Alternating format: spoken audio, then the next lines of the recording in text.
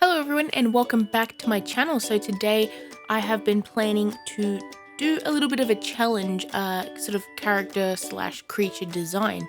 I've been wanting to see if I could draw the cutest dragon imaginable. I want this thing to be adorable and make you scream when you look at it, but the good way. I actually got this idea a while back from when Jazza did a bit of a character design and he wanted to create the cutest character he could, and he got inspiration from a few different things, decided to create this cute little thing, and yeah, that's actually what I want to do, but I'm putting my own spin on it, so we're gonna make it a dragon. So I did a little bit of research on Google. I just googled cute dragon and then I googled cute creature and cute characters just to see what sort of aspects they have that make them cute. And after this I set forth to do a few little test sketches.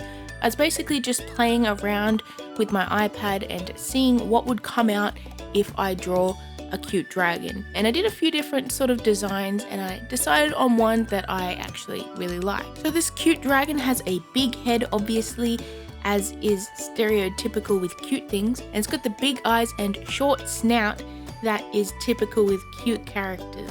Now for the sort of idea slash environment for this drawing, I actually decided to go with a dragon hatching out of an egg, because you think cute, you think little tiny baby dragon, and that's what I wanted to do. And I really like the idea of it hatching out of the egg because it gives a little bit more interest to the drawing. It isn't just a cute dragon posing there, something's actually happening.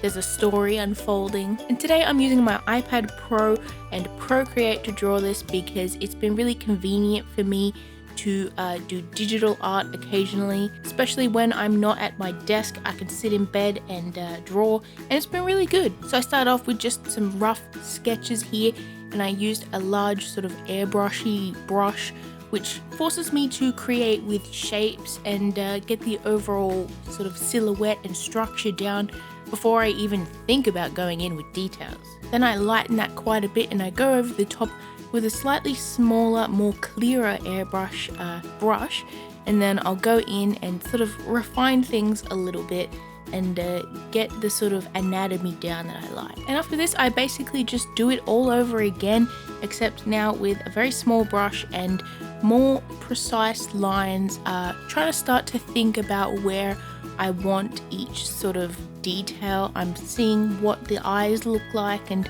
maybe a little bit of a hint to what the line art will be like in the future, and also just experimenting with different sort of poses for the feet and the shells, obviously, and where the wings are gonna sort of sit and what kind of details are on the wings. Are they gonna be really spiny or are they gonna be like simplified? And the overall shape for this creature, I wanted it to be round and cute and chubby, and I wanted a lot of soft shapes in there just to sort of emphasize that cuteness.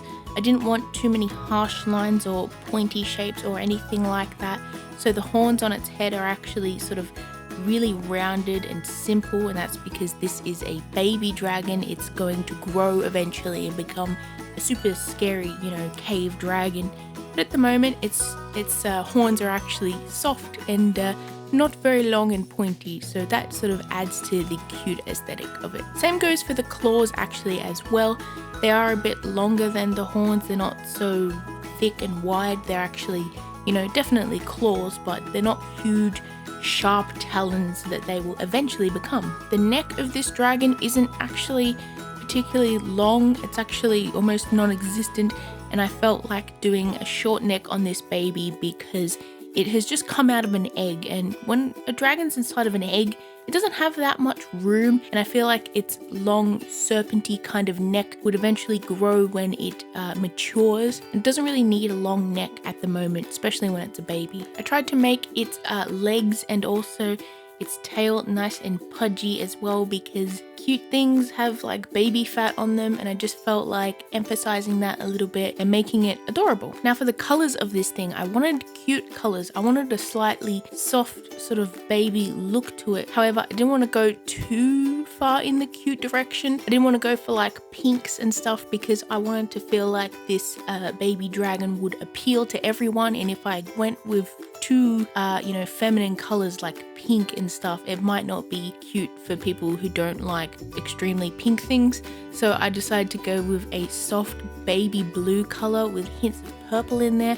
I just felt like it was cute enough and you know, simple enough, but still has that sort of unique look to it. I did my basic coloring method where I would set the line art layer to a reference layer, which is a thing you can do in Procreate, and this is great because if you use the color drop on any other layer, it will fill the areas where the line art is on the separate layer, and that way I can actually, you know, go in and color drop things and then fill areas in with color, and I'm not exactly changing the line art layer, so that's safe on another layer. Now I didn't want to just shade it, I wanted to add sort of textures and details on this dragon, and I decided to go with the sort of scale texture because obviously dragons have scales. It's a thing that dragons have, but I didn't want to do them too detailed and crazy because I didn't want to detract from the cute simple features that this baby has. So on another layer I actually started using a few lighter colors that the original colors were, and then I drew some simple rounded square shapes all over the baby dragon. Now I did this because obviously I wanted them rounded. I didn't want too pointy scales because we're going with soft shapes today. And I basically did them in different areas all over the dragon, and I did different sizes and slightly different shapes just to suit what I was drawing scales on. And I actually decided to go with a layer mode for these. So I've picked Pin Light, I think it was, and I decided to go with that because it just looked the nicest on this dragon, not being too intense but also allowing the shadows and stuff to show through underneath. And I really like the way that the colors were more vibrant in the shadows of this dragon because it just added a little bit more of an iridescent look to the scales and made them look really shiny and glowy as if it was some sort of magical being or creature, and that's definitely the feel that we're trying to go with today.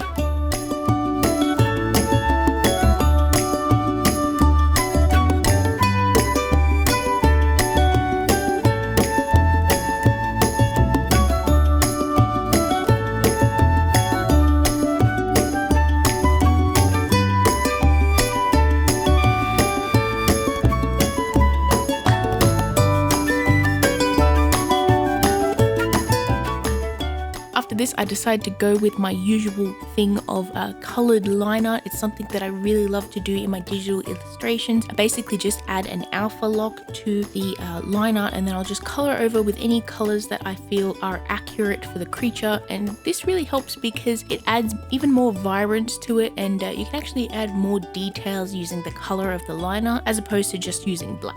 Now for the background for this little guy, I actually decided to go with something dark because I wanted those colors to be really vibrant and stand out really nicely, and I decided to put him in a cave because the story behind this is that he's obviously a little cave dragon and he has hatched out of an egg, but this sort of species of dragon is known for protecting treasure, and I decided to put a bunch of gems and rubies and crystals around him that he is eventually going to protect. I don't think he's the protector of this cave yet. I feel like maybe one of his parents is, and obviously his parents made him, and maybe one day he'll take the place of his parents as a scary dragon who protects caves filled with treasure. I feel like that would be a pretty cool story. But yeah, I just decided to do a few different dark textures on the wall behind him and then add some little stalagmites or stalactites.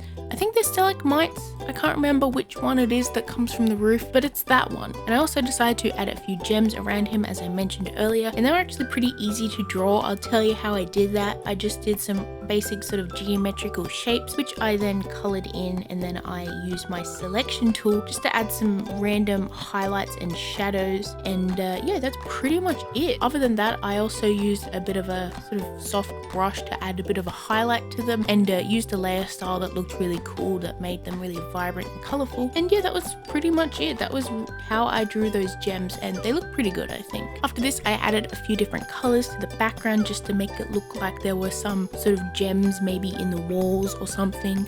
Just add a little bit more color and make all the colors sort of make a bit more sense in here. And that was pretty much it. And to be completely honest, I love this. I feel like it's super cute. The dragon is so tiny and he's so adorable, and I love how I added little droopy egg parts to him. Just little subtle hints that he's obviously hatched out of this egg. And I love the colors on the egg as well. The bright vivid red color goes really nicely with the sort of blues and purples on the dragon. And yeah, I'm pretty happy with it. So thank you all so much for watching. I hope you enjoyed this video. If you have any other ideas of a style of dragon for me to draw in the future, please comment them below. I would love to hear what you guys have to talk about, and I love getting ideas from you guys because it gives me inspiration. So I hope you all have a lovely day, and I hope you're all keeping safe at the moment. I'm trying my best to stay inside as much as I can, and I hope you guys are too. So smash like and subscribe to get your scribble fix in the future. I'm definitely got some exciting ideas for new content that I'm going to be working on, so keep an eye out for that, and I'll see you in my next video.